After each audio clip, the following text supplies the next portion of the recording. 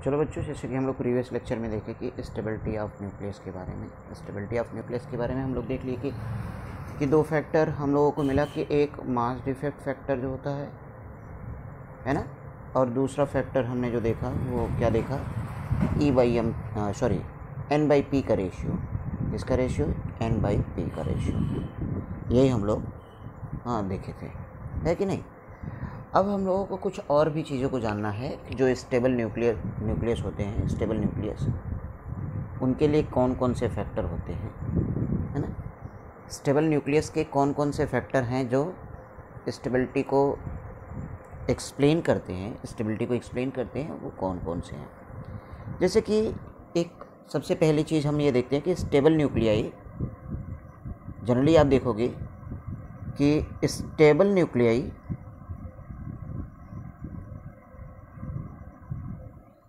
Nuclei के पास क्या होता है कि नंबर ऑफ प्रोटॉन और नंबर ऑफ न्यूट्रॉन, ये मेजॉरिटी में आप ये देखोगे कि अप्रॉक्सीमेट 166 स्टेबल न्यूक्लियस होंगे। 166 स्टेबल न्यूक्लियस के पास 166 स्टेबल न्यूक्लियस के पास क्या होगा, यानी एलिमेंट के पास या एटम के पास क्या होगा, n नंबर ऑफ प्रोटॉन वो भी इवन नंबर होगा और नंबर ऑफ न्यूट्रॉन भी इवन होगा। यानी इवन नंबर ऑफ न्यूट्रॉन और प्रोटॉन रखने वाले स्टेबल न्यूक्लियाई लगभग कितने हैं, 166 हैं। ठीक है। ऐसे ही आप ये देखोगे कि 57 मेंबर्स जो हैं, 57 मेंबर्स हैविंग, प्रोटॉन नंबर क्या हो रहा है, प्रोटॉन इवन हो गया तो न्यूट्रॉन क्या हो गया, ऑड हो गया। ठीक है। 53 मेंबर्स ऐसे हैं जहां पर क्या हो रहा है कि प्रोटॉन ऑड हो गया, न्यूट्रॉन इवन हो गया। और फ्यू ऑफ देम, यानी बहुत कम आप ये कह सकते हो कि 8 मेंबर्स हैविंग P भी ऑड, यानी प्रोटॉन नंबर भी ऑड और न्यूट्रॉन नंबर भी क्या है, ऑड नंबर है।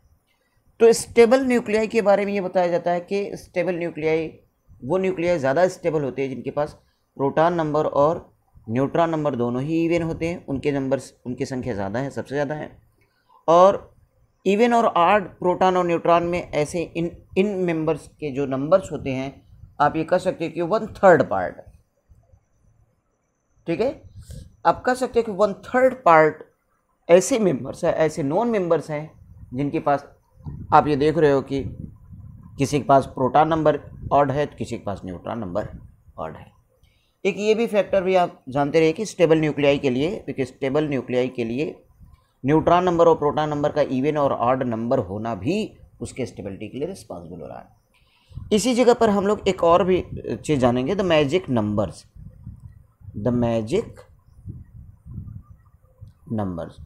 मैजिक नंबर, ये जो नंबर दिया गया है मैजिक नंबर, ये भी स्टेबल न्यूक्लियाई के लिए, फॉर स्टेबल न्यूक्लियाई आप ये कह सकते हैं कि स्टेबल न्यूक्लियाई के लिए, ठीक है, स्टेबल न्यूक्लियाई के लिए ये बताया जाता है कि वो न्यूक्लियाई बहुत स्टेबल होता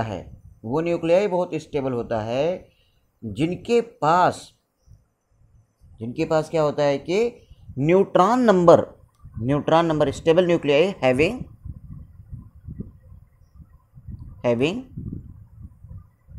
2, 8, 20, 28, 50,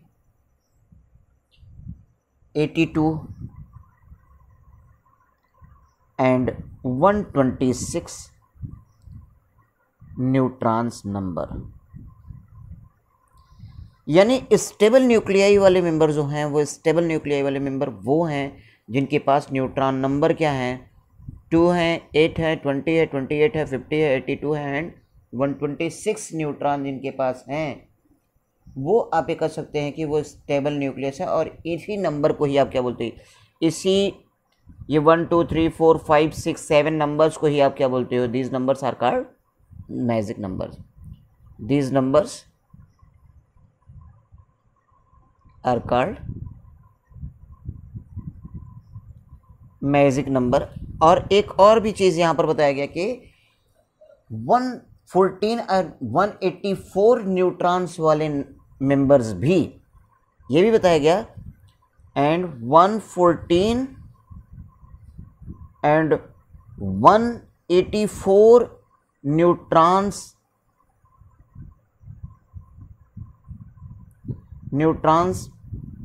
members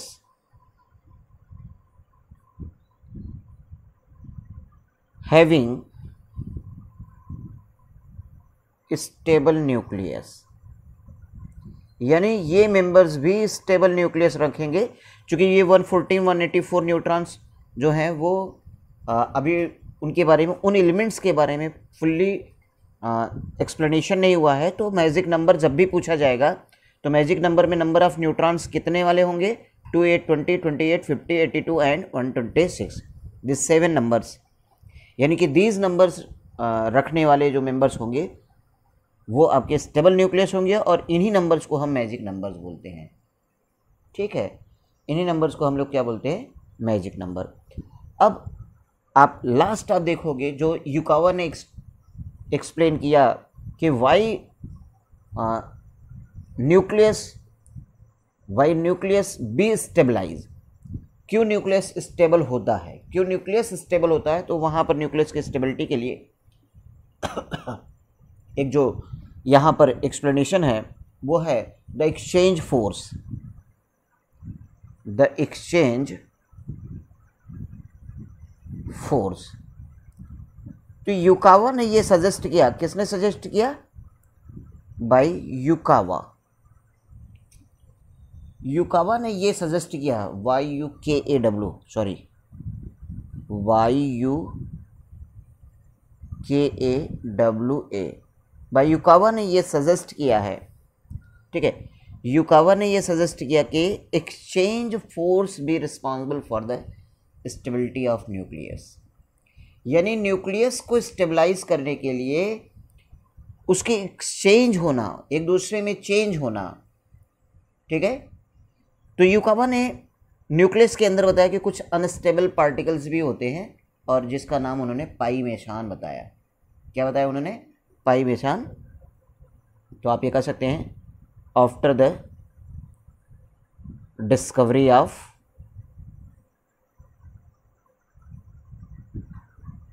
pi मेशान,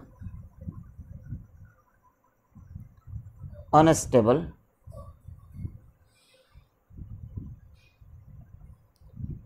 fundamental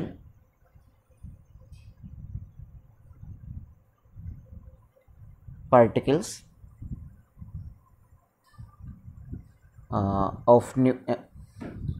in nucleus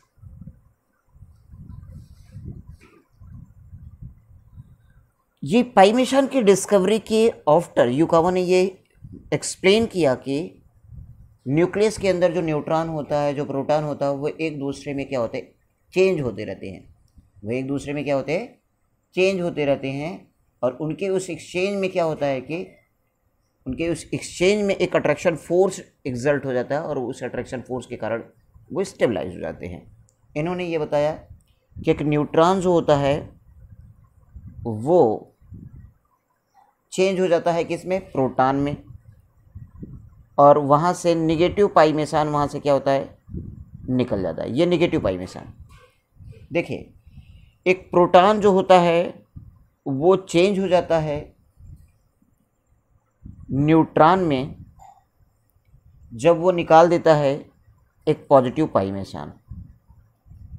ठीक, एक प्रोटॉन जो होता है वो प्रोटॉन में ही चेंज रहता है जब वहाँ से निकल जाता है न्यूट्रल पाई मेशान.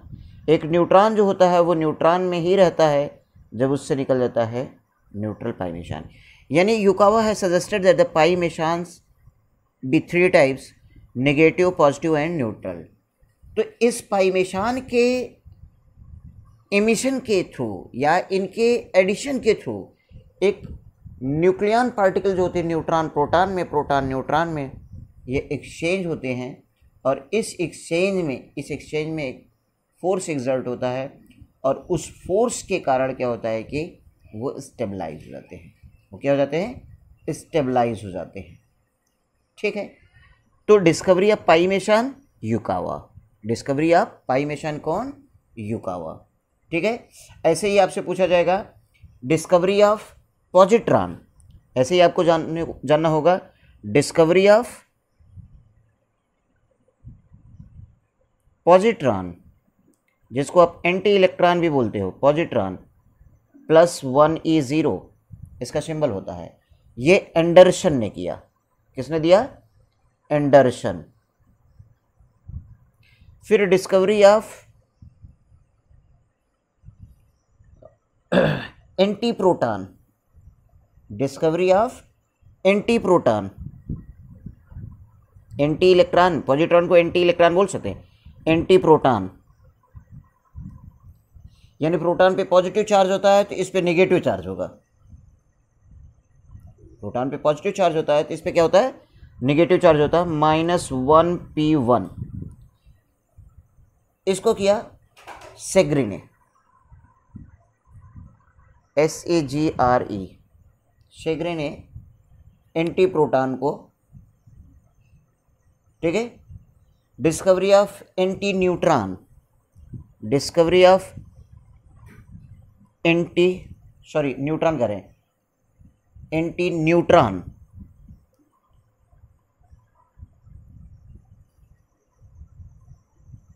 ठीक है, ये एंटी न्यूट्रॉन का मीन्स क्या होता है कि इसकी स्पाइनिंग अलग होगी। ये एंटी न्यूट्रॉन जो होगा, न्यूट्रॉन न्यूट्रल होता है तो साइन तो इसमें चेंज नहीं होती, लेकिन स्पिन जो होती है वो न्यूट्रॉन के स्पिन के अपोजिट होती है। इसको किया कॉर्क ने। तो आप ये जानिए discovery of pi meson Yukawa, discovery of positron Anderson, discovery of antiproton Segre और discovery of antineutron Cork ने दिया। क्लियर? ये ध्यान दीजिएगा कुछ, ये positron, antiproton, antineutron और ये pi meson, these are the fundamental unstable particle present in the nucleus of an atom. यानी एक एटम के न्यूक्लियस में ये अनस्टेबल फंडामेंटल पार्टिकल होते हैं। ठीक है, इनकी स्टेबिलिटी, इनकी लाइफ पीरियड बहुत ही छोटी होती है। इनकी लाइफ पीरियड क्या होती है? बहुत ही छोटी होती है। ठीक है, ये ध्यान दीजिएगा। तो these are the many factor which responsible for the stability of nucleus. तो जो अनस्टेबल न्यूक्लियस होते हैं वो सेल्फ इमिट्स करते हैं क्या? Alpha beta gamma particles, alpha beta gamma rays. ठीक है, ऐसे अनस्टेबल न्यूक्लियस वाले मेंबर्स को हम रेडियो एक्टिव सब्सटेंस बोलते हैं। क्या बोलते हैं? Radio active substance. तो चलिए हम आज स्टडी करेंगे रेडियो एक्टिविटी। क्या जानेंगे? Radio activity. रेडियो एक्टिविटी क्या होगी? रेडियो एक्टिव सब्सटेंस की प्रॉपर्टी होगी, रेडियो एक्टिव सब्सटेंस के फिनोमेना होगी, आप ये कह सकते हैं। ठीक है, तो रेडियो एक्टिविटी के बारे में ये पहला एक्सप्लेनेशन हेनरी बेक्यूरेल ने किया। तो Henry Becquerel BECUREL, Henry Becquerel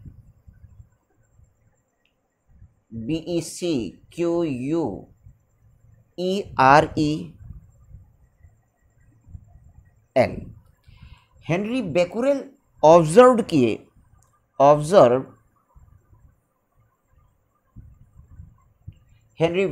observed the spontaneous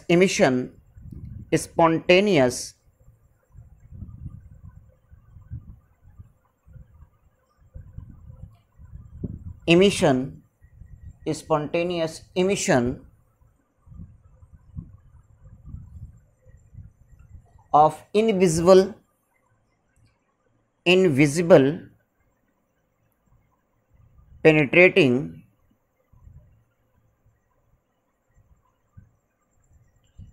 penetrating rays from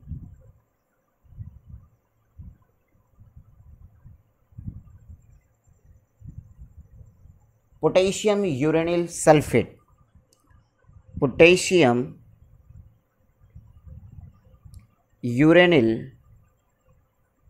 sulphate.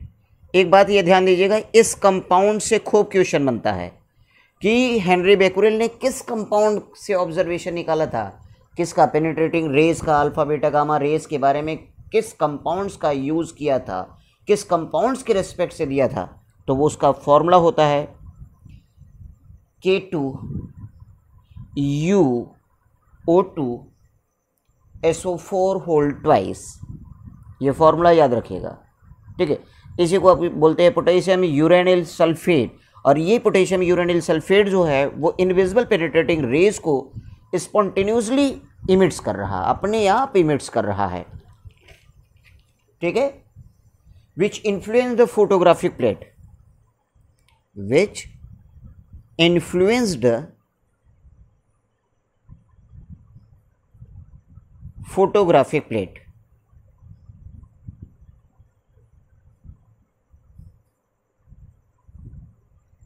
ठीक है, फोटोग्राफिक प्लेट इन डार्क, ठीक है।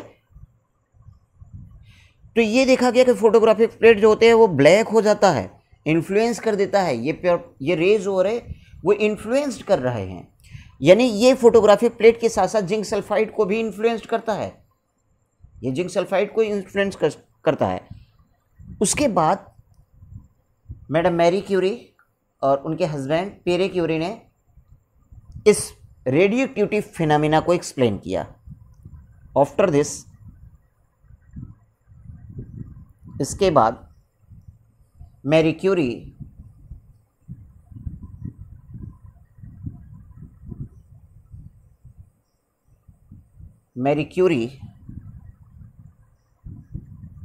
and her husband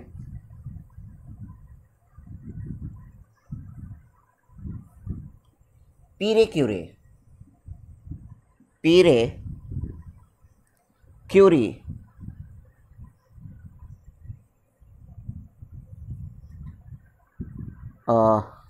explain the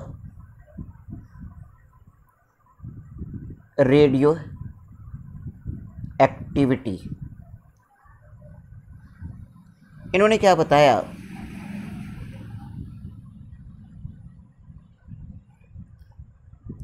the substance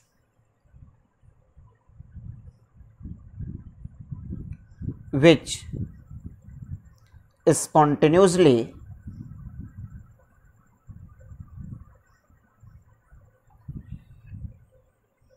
emits invisible penetrating rays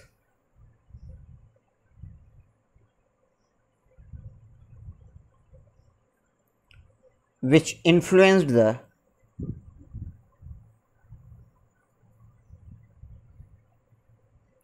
photographic plate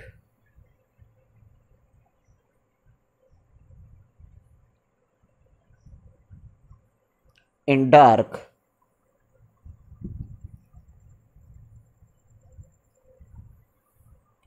are called radioactive substance, and this phenomena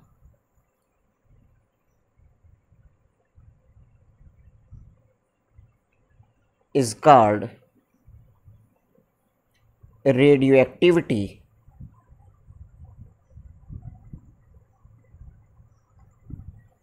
ठीक है, तो radio activity को explain किया, phenomena explain किया madam Curie, Pierre Curie.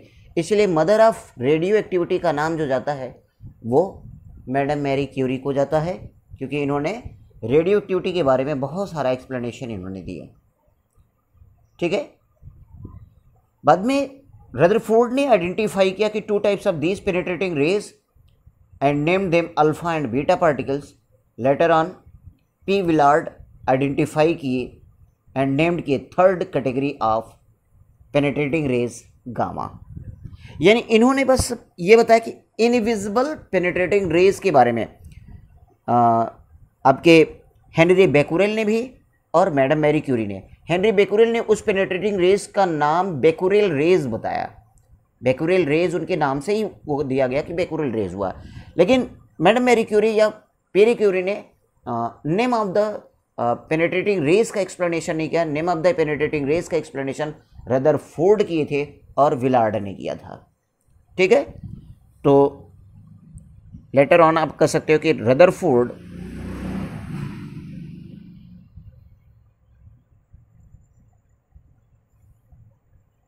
named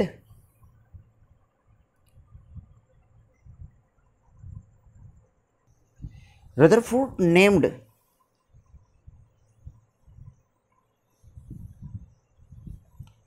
alpha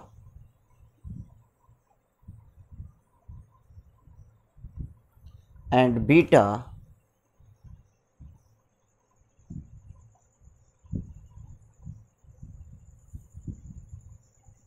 rays and P. Villard named gamma rays। यानी जो penetrating rays, three category of penetrating rays which emits from radioactive substances से जो पेनिट्रेटिंग रेज इमिट्स हो रहे हैं, तो दो का नाम रदरफोर्ड ने दिया और एक का नाम विलार्ड ने दिया। तो alpha beta named by Rutherford and gamma named by Willard. ठीक है, और इनके एक्सप्लेनेशन के बारे में भी इन लोगों ने ही दिया था, properties of alpha beta and gamma particle या गामा बेक्यूरेल रेडिएशन, जिसमें ठीक है अल्फा को कहा गया, अल्फा इसको ऐसे भी रिप्रेजेंट करते हैं, इसको सिंबलाइज किया गया +2He4, यानी इसको आप कह सकते हो न्यूक्लियस ऑफ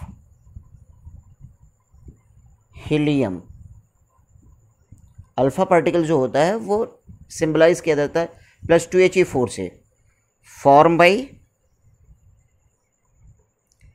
2 प्रोटॉन्स